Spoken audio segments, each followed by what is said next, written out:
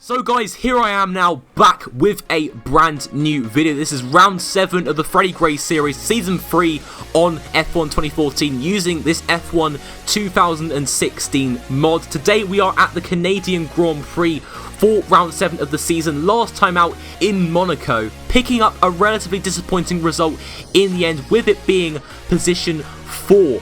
But the focus of this first 5 minutes will not perhaps be on the Canadian Grand Prix, because I've got a few questions to ask in terms of the next race in Austria. Essentially, as you can see here, this was a recording I was planning on doing, or recording that I did make around Austria for what was supposed to be the Freddie Gray round 8. However, as you're about to see here, on lap 8, everything running smoothly, running second place in the Grand Prix, behind Nico Rosberg and just ahead of Lewis Hamilton. But now, as we enter the pits here, for some reason, the car just stops. And for some reason, I do not understand why cars are driving through me right now. You'll get the gist of it in a second. But as you can see, the Ferrari mechanics there are almost like the wrong way around. The jackman, the front jackman, is in reverse for some reason. It seems like the pit mechanics have been swapped around, and every single car in the pit lane seems to be suffering this same glitch or issue. And basically, this stopped me from progressing in the race because I just could not do anything about it. I tried numerous things, as you're about to see. I tried restarting the race, I tried restarting the game, I tried uninstalling parts of my mod and reinstalling them again to the old sort of form, and for some reason that just didn't work either.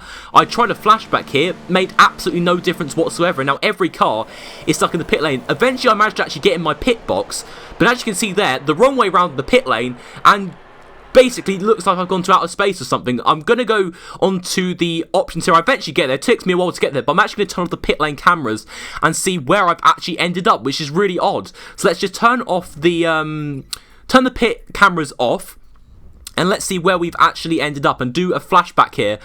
And let's see where we get reset to. As you can see here, with the normal way round, with the mechanics, for some reason in reverse, we get switched around here and get teleported back to outside of our pit box, which I just do not understand whatsoever. This is one of the strangest glitches I've actually ever experienced on an F1 game. And basically, guys, unfortunately, I had to retire from this race because I just could not fix this issue at all. It was a really nagging issue. I just don't understand what was actually causing it. And essentially, I had to retire from the session, and I actually moved on, and I've already recorded Britain and Hungary. So, unfortunately, this race actually can't happen, but there is some consolation. Essentially, I'm going to put a straw poll link in the description down below. The two choices will be, should I use as a race result, as the point for the championship? Should I use that as qualifying? Should I use qualifying as the race result and add points on for that, just so we don't completely count out the Austrian Grand Prix? Or should I just forget about this race completely? Those will be the two options in the description down below, so make sure you vote for that, for what you think should happen due to this really stupid glitch, in all honesty. And before you do ask, this is the only track I tested out where this glitch actually happens. It was obviously just an issue around the Austrian Grand Prix, the Red Bull Ring. Again, got no idea what's causing it. Unfortunately, I can't really do anything about it now. However, into more lighter news, next Wednesday is my final exam, so you will not be waiting 3 weeks for a video every time. Essentially, what I'm going to be talking about in these next couple of minutes are my plans for the summer and how many videos I'm expecting to upload and the content that you guys can expect. So watch these next couple of minutes because you could influence some of the videos I'll be uploading onto this channel.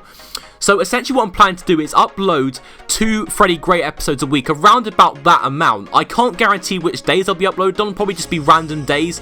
Probably, for example, like a Tuesday, maybe a Friday, for example, or a Monday and a Friday. Whatever 2 days, it will be 2 Freddie Gray episodes a week. I essentially have until the 16th of August, until the 19th of August to finish that series, as that's when F1 2016 is being released, if you haven't heard already. But I'm planning on uploading around 3 times a week, so 2 Freddie Gray episodes, which is going to take quite a long time, you know, as it is.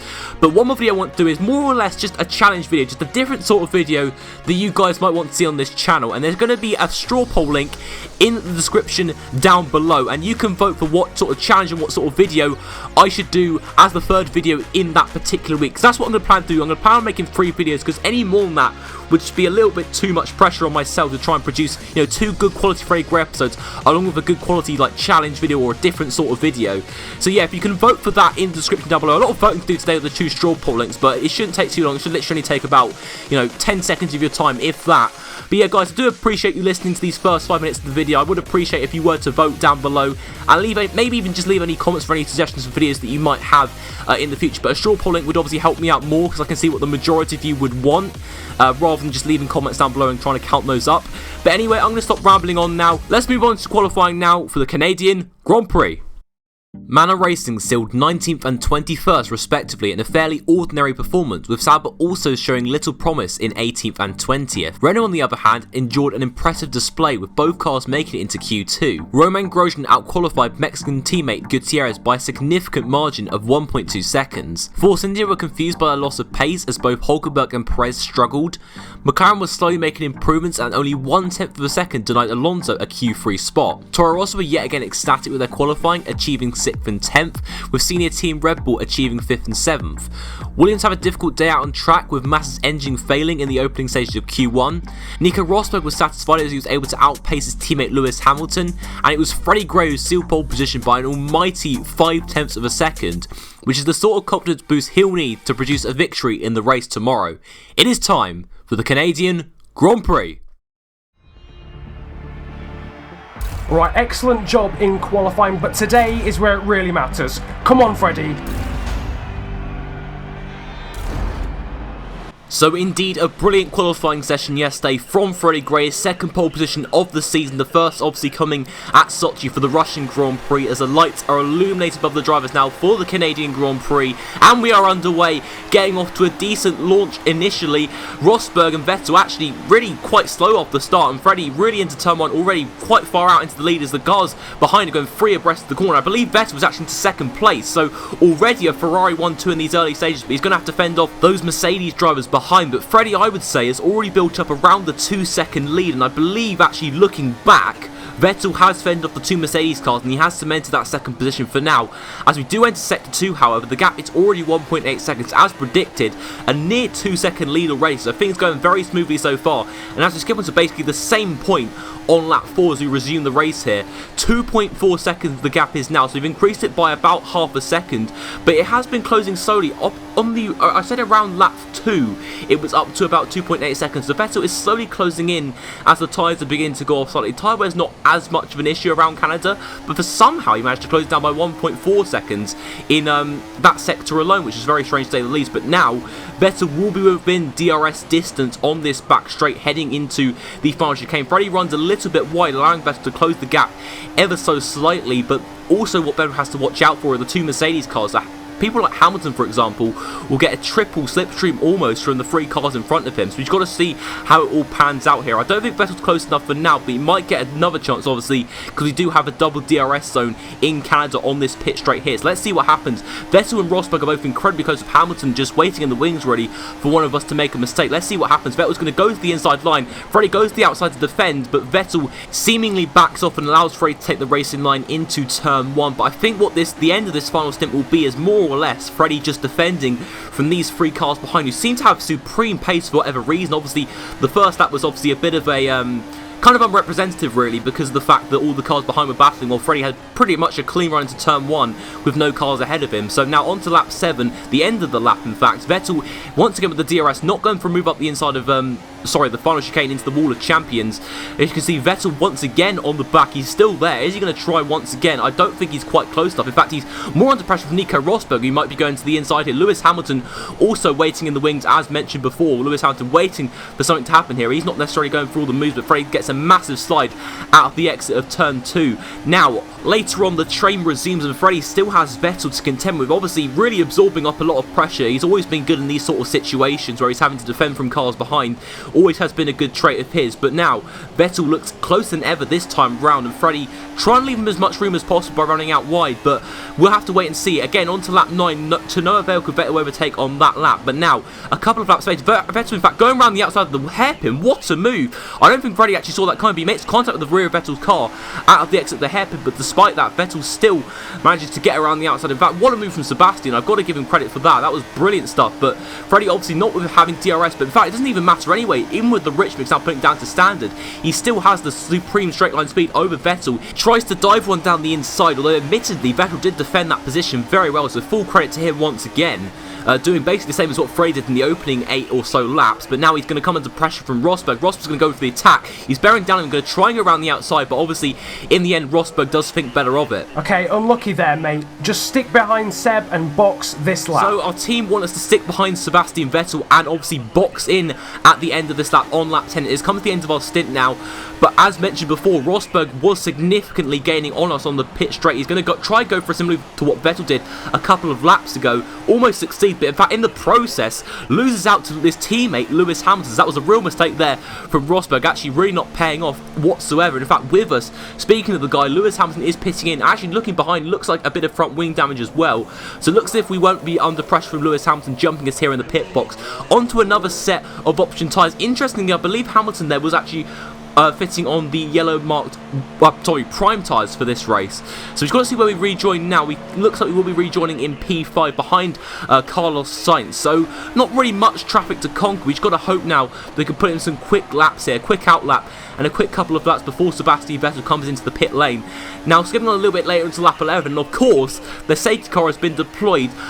Perhaps at the perfect point for us, because this will slow down Sebastian Vettel and the likes of Nico Rosberg. So maybe we could gain here. Maybe Freddie can gain a bit of an advantage. Let's just see as we now head into turn 1. Vettel is exiting the pits. It hasn't really actually made much of a difference, but that's really because Vettel was more or less actually by the pit entrance at the time the safety car was deployed, so obviously it wasn't going to affect Vettel too much. But now sitting behind the safety car, trying to get some temperature into our tyres. The race order isn't exactly clear yet. As you can see in the top right hand corner, you've got the likes of Bottas, the likes of Magnussen, who haven't actually pitched yet, but Bottas, who's come out of absolutely nowhere and is somehow in P4 effectively. So that's really strange. Bottas, I don't know where he was at the beginning. I can only assume he was in 5th place behind the 2 Ferraris and 2 Mercedes whilst we were all battling. But Bottas has made obviously huge gains in this first round of pit stops. Must have made an early stop or something and gained a huge undercut to overtake Lewis Hamilton. Obviously had to make a front wing change during his first pit stop. So that's certainly an interesting battle to watch out for, as the safety car is now in. But the most important battle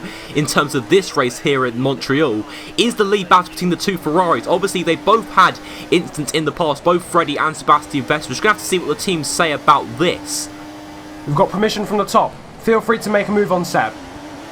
So that's the message we all wanted to hear. Freddie is now free to attack Sebastian Vettel and try and pull off a move on him, but I think on this lap, I don't believe we will have DRS yet, as the safety car has only just come in. I believe it's 2 laps after the safety car comes in that you're allowed to activate DRS once again. But we are really actually close, getting a huge amount of grip out of the exit of the corner, and now we should be able to use the slipstream to full effect here on our teammate Sebastian Vettel, actually almost turning into each other's side pods there. But crucially, we're going to make a move up the inside of the final chicane to now be in the lead of the Canadian Grand Prix. But interestingly, actually looking behind, Vettel broke so early that he allowed Rosberg and Valtteri Bottas through. But the most crucial thing is, the reason why Ferrari was so lenient in letting us pass Sebastian Vettel is that we were on opposing strategies. Vettel was on the yellow wall soft tyres, so it was important that we were able to get past Vettel, but unfortunately let Rosberg and Valtteri Bottas through at exactly the same time, actually breaking incredibly dramatically, also wondering if Vettel does have some sort of mechanical issue. But Rosberg, however, is going to go for the move around the outside of the hairpin, actually almost a repeat of the incident in the first stint with himself and his teammate Lewis Hamilton. Bottas being Hamilton in this situation, and Bottas is now up into 2nd place. Incredibly, he's just come out of absolutely nowhere, must have made an incredibly early stop in the first stint, and is now up into 2nd place in the Grand Prix on the podium. A brilliant performance from him so far. Could he perhaps repeat what he did in the real life Canadian Grand Prix last weekend and still perhaps 3rd position or even better? But Rosberg has in fact re-overtaken him. We run wide into the first chicane there. As you can see, I'm actually running about the racing line here for the first time. Decided to change it halfway through the Grand Prix because I defy all logic. But anyway, Rosberg is right on the back of us now. He'll be looking to make a move as soon as he possibly can. In fact, a lot of other cars behind are catching up, and I believe we have lost one more car, and that could even be Sebastian Vettel. But off that now, Rosberg is trying to go around the outside. Freddie defending incredibly well here. In fact, a little bit too aggressively, forcing Rosberg incredibly close to the outside wall. But now into the hairpin once again. This seems to be the AI's favourite overtaking spot. Rosberg going to try and go for it around the outside. In fact, backing off once again, but I don't think the same thing will happen again with Valtteri Bottas. Okay, that's some great defensive driving, mate. Keep it up. Yep, so this has been brilliant defending so far from Freddie. Again, just a brilliant trait of his being able to absorb the pressure and keep his composure as he once again fends off Nico Rosberg, but runs wide out of the exit of the chicane, and Rosberg's going to try around the outside, so he has the inside line for the hairpin. Can Rosberg in fact pull it off up the inside of the hairpin? I think he might be able to, unless Freddie can do anything about it. Breaking Crowback going to try and get a good run out of the exit of the hairpin, but Freddie, that didn't really work, taking a wider approach onto the back straight, but he will still have DRS as we now skip onto the pit straight on lap 90. Now onto lap 20, he sets the fast lap of the Grand Prix, a 1 minute 16.397, so still really keeping up with Nico Rosberg at the moment. This is 100% your call here. Box in if you feel significant graining on the tyres. So yeah, overall it's really Freddie's call wherever he wants to pit in, because his pace at the moment is still relatively impressive, and it's keeping Nico Rosberg honest. But now as we skip onto lap 23, we were supposed to pit in 3 laps ago, but Freddie felt as if he could take the tyres a few more laps. I think he will be pitting in on this lap. We are coming up to a back mark here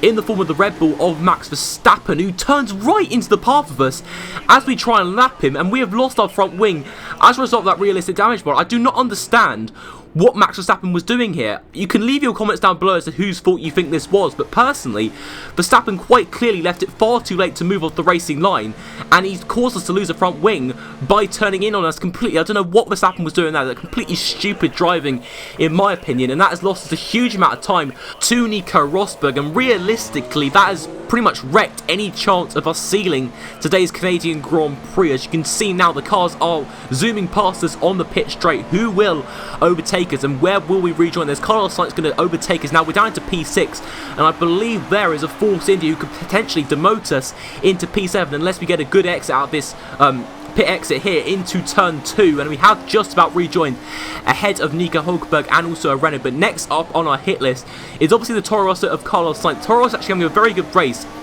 with Kvyat, I believe, just ahead in P4, who's chasing down Valtteri Bottas for that final podium spot, which we'll be aiming for once we dispatch of Carlos Sainz. We've got the DRS now. We're going to try and make a move around the outside, lining it up, and it's a perfect move, really quite easy in the end.